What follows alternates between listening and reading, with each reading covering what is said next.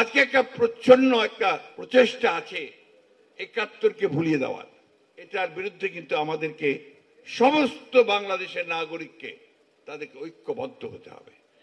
যে অনেকে বলে আমরা নাকি সংস্কার চাই না, আমাদের প্রতিপক্ষরা বলার চেষ্টা করে, অথচ এই সংস্কারের বিষয়টা, এই যে কনসেপ্ট, এটা প্রথম কিন্তু 2016 সালে দেশনেত্রী বেগম খালেদা জিয়া ভিশন 2030 নিয়ে এসেছিলেন। আজকে 1971 সালের স্বাধীনতা যুদ্ধের শহীদদের কথা স্মরণ করতে চাই, বারবার চাই।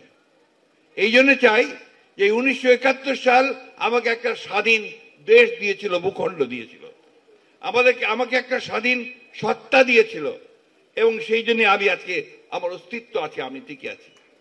আমি স্মরণ করতে চাই 24শে জুলাই আগস্টের শহীদদেরকে, কারণ তারা আমাদেরকে একটা নতুন একটা গণতন্ত্রের স্বপ্ন দেখতে শিখিয়েছে, তাই না?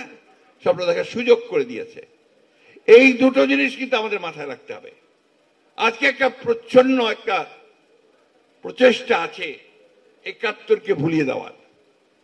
এটার বিরুদ্ধে কিন্তু আমাদেরকে সমস্ত বাংলাদেশের নাগরিককে তাদেরকে ঐক্যবদ্ধ হতে হবে। 24শে জুলাইয়ের আগস্ট যেভাবে আপনার সত্য, ঠিক একইভাবে সত্য কিন্তু ৭১-এর 9 মাসের মুক্তিযুদ্ধ। সেই মুক্তিযুদ্ধের ঘোষণা দিয়েছিলেন কে? শহীদ প্রেসিডেন্ট জিয়াউর রহমান, আমাদের দলের প্রতিষ্ঠাতা। আজকে একটা নতুন করে কথা উঠছে, ষড়যন্ত্র চলছে যে আপনার বাংলাদেশে আপনার এখানে এক ধরনের উগ্রবাদ মাথা চাড়া দিয়ে উঠছে।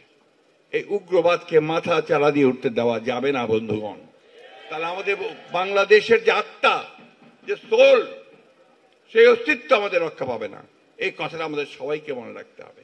আমি কথাটা আজকে এই জন্য আরো বেশি করে বলছি যে এইখানে আপনাদের সকলকে বিভক্তি বিভাজনের রাজনীতি কেউ করবেন না। অতীতে যা হয়েছে হয়েছে। এখন বাংলাদেশের অস্তিত্বের জন্য, বাংলাদেশকে টিকিয়ে রাখার জন্য, বাংলাদেশকে সামনে নেওয়ার জন্য, বাংলাদেশ আরো উন্নত করবার জন্য আমাদেরকে সবাইকে ঐক্যবদ্ধ হয়ে কাজ করতে হবে। আপনারা দেখেছেন যে এই আন্দোলনের পরে আজকে আমাদের নেতা তারেক রহমান সাহেব, তিনি নির্যাতিত হয়ে, নিপীড়িত হয়ে, নির্বাসিত হয়ে বিদেশে ছিলেন। সেখানে থেকে তিনি আমাদেরকে নেতৃত্ব দিয়েছেন, সব সময় যে ডাক দিয়েছেন সেই ডাকটি হচ্ছে ঐক্যের ডাক, সমস্ত বাংলাদেশিদের ঐক্যের ডাক। এই ঐক্য দিয়ে আমাদেরকে আমাদের স্বাধীনতা রক্ষা করতে হবে। তিনি বলেছেন এবারের সংগ্রামটা হচ্ছে আমাদের স্বাধীনতা রক্ষার সংগ্রাম।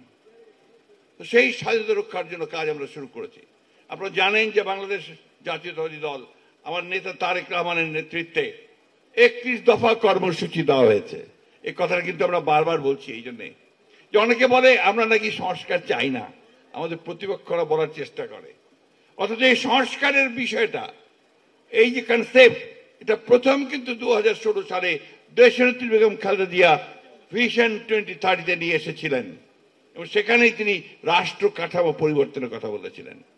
তারপরে আমরা সমস্ত অন্যান্য দলগুলোর সঙ্গে আলোচনা করে আমাদের নেতা জনাব তারেক রহমান সাহেব, তার নেতৃত্বে, তার নির্দেশে আমরা 31 দফা কর্মসূচি জাতির সামনে উত্থাপন করেছি, এবং সেই 31 দফা নিয়ে আমরা গ্রামে গঞ্জে তার নির্দেশে ছুটে গিয়েছি।